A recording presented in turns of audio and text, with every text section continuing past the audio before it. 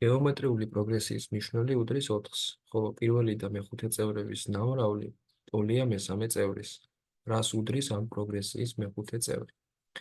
მოცემულობა შეგვიძლია მივიღოთ როგორც Q უდრის 4-ს, აქვე გავხსენოთ n-ური წევრის ფორმულა, რომ b პირველი b-მენი უბრალოდ გეომეტრიულ პროგრესიაში უდრის პირველი წევრის, ანუ b პირველის ნამრავლი Q როგორც პროგრესიის მნიშვნელი ხარისხად n-1.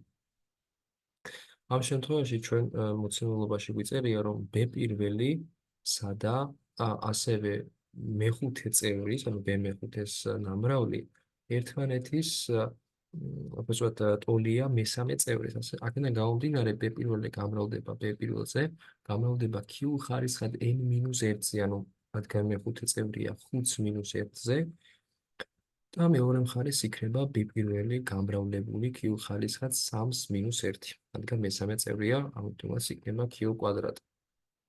b პირველი წავა შეიკვეცება, ასე ვთქვათ, და b პირველი ტოლი არის q კვადრატი, ამ შემთხვევაში 4-ის კვადრატი შეფარდებული 4-ის მეოთხე ხარისხთან და პირველი წევრი გამოდის 1 შეფარდებული 16-თან. ანუ 1/16.